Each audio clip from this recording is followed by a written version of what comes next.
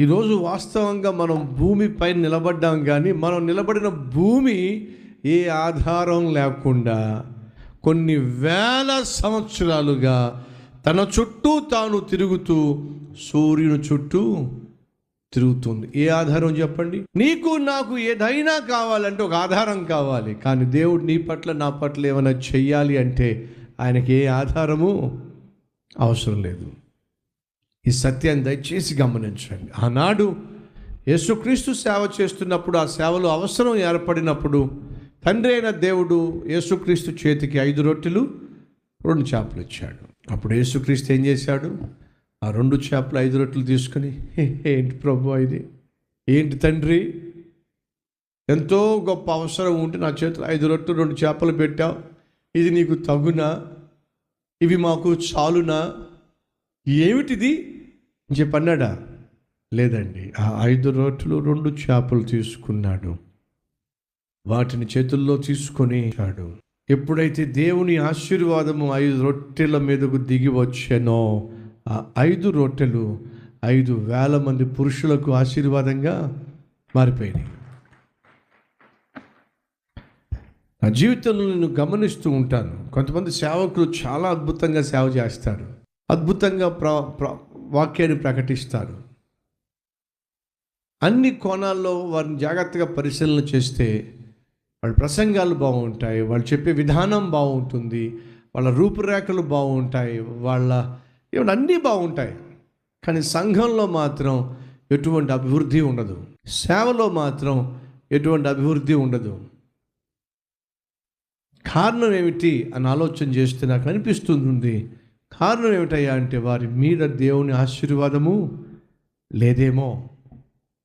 యాకోబుకు భార్యలు ఉన్నారు, బిడ్డలు ఉన్నారు, ఆస్తిపాస్తులు ఉన్నాయి, గొర్రెలు ఉన్నాయి, బర్రెలు ఉన్నాయి, గాడిదలు ఉన్నాయి, ఒంటెలు ఉన్నాయి, అన్నీ ఉన్నాయి. కానీ యాకోబుకి అర్థమైంది ఏంటో తెలుసా? ఇవన్నీ ఉన్నప్పటికీ నా జీవితం మీద దేవుని ఆశీర్వాదము లేకపోతే ఇవి ఏవి కూడా నాకు ఉపయోగము ఉండదు. కాబట్టి ఆ రాత్రంతా దేవునితో పోరాడాడు. ఏమనంటే, అయ్యా నన్ను నువ్వు ఆశీర్వదిస్తే తప్ప నేను ఇక్కడి నుంచి నేను వెళ్ళనివ్వను. అప్పుడు దేవుడు అంటున్నాడు, నీ పేరేంటి? యాకోబయ్యా, మోసగాడిని. అయితే ఇక్కడ నుంచి నీ పేరు యాకోబు కాదు, ఇశ్రాయేలు. దీవించాడండి. ఎంతగా దీవించబడ్డాడో తెలుసా? ఒక వ్యక్తి గొప్ప వ్యక్తి అయితే ఆ వీధిగా అతని పేరు పెడతారు, ఇంకొంచెం గొప్ప వ్యక్తి అయితే ఆ ప్రాంతానికి ఆయన పేరు పెడతారు, ఇంకా గొప్ప వ్యక్తి అయితే ఆ జిల్లాకు ఒక పేరు పెడతారు. కానీ యాకోబును దేవుడు ఎంతగా దీవించాడో తెలుసా? ఇశ్రాయేల్ అనే దేశానికే యాకోబు పేరు పెట్టాల్సి వచ్చిందండి. ఇశ్రాయేలు అంటున్నాను చూసారా, అది ఎవరి పేరు చెప్పండి? యాకోబు పేరండి. ఇప్పుడు ఆ యాకోబు పేరు ఎవరికి పెట్టారు? ఒక దేశానికి పెట్టాల్సి వచ్చిందండి. ఒక దేశం ఆయన పేరును ఉందండి. ప్రపంచంలో అతి తెలివైన మహాజ్ఞానము కలిగిన గొప్ప సెక్యూరిటీ ఆర్మీ సైన్యము కలిగిన దేశం అంటే తెలుసా మీకు? ఇశ్రాయేల్ దేశం. ఇశ్రాయేల్ దేశం మొత్తం తిప్పి కొడితే తెలంగాణ అంత ఉండదు. తెలుసా మీకు? తిప్పి కొడితే తెలంగాణ అంత ఉండదు.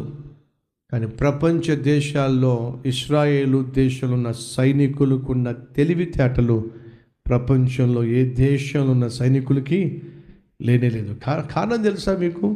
ఇశ్రాయేలీయుల సైన్యమునకు అధిపతి యెహోవా. మొదటి నుంచి ఆయనే అధిపతిగా ఉన్నాడు. చాలా సంతోషం. వినండి ఫ్రెండ్స్, ఆనాడు దేవుడు యాకోబును దీవించాడు. కల్వరి టెంపుల్ ఎందుకు ఇంతగా అభివృద్ధి చెందుతుంది? కల్వరి టెంపుల్కి అంతమంది జనం ఎందుకు వస్తారు? కల్వరి టెంపుల్ ఎందుకని అంత తక్కువ సమయంలో అంత ఉజ్జీవంతో అభివృద్ధి చెందింది? ఏమిటి కారణం? దానికి అనేక కారణాలు ఉండొచ్చు, కానీ నేను చెప్పేది ఏంటి తెలుసా?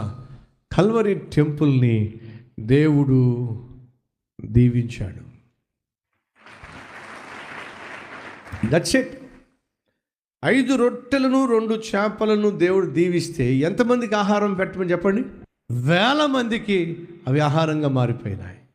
ఎందుకని? అవి దీవించబడినాయి.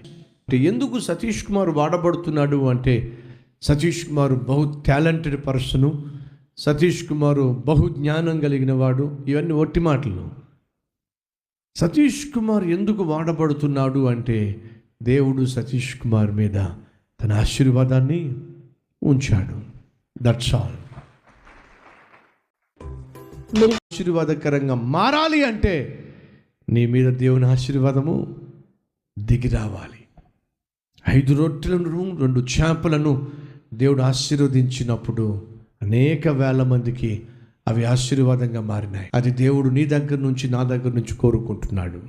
ఈ 6వ అధ్యాయము మీరు 42వ వచనం వరకు రొట్టెల గురించి చూస్తారు.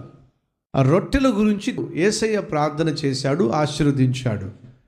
దేవుడు అనగా తండ్రి దీవించాడు, అనేక మందికి పంచాడు. అవసరం తీర్చబడింది, అక్కర తీర్చబడింది, కడుపు నింపబడింది. ఆ తరువాత యేసుక్రీస్తు చేసింది అని తెలుసా అండి? 43వ వచనం, వారందరూ తిని తృప్తి పొందిన తరువాత మిగిలిన చేపలను, రొట్టె ముక్కలను 12 గంపలు ఎత్తిరి. ఆ రొట్టెలు తినిన వారు 5,000 మంది పురుషులు. ఆయన జనసమూహమును పంపివేయినంతలో దోణి ఎక్కి అద్దరినున్న బెత్సయిదాకు ముందుగా వెళ్ళుడని ఆయన తన శిష్యులను తొందర చేసెను, లేక బలవంతము చేసెను.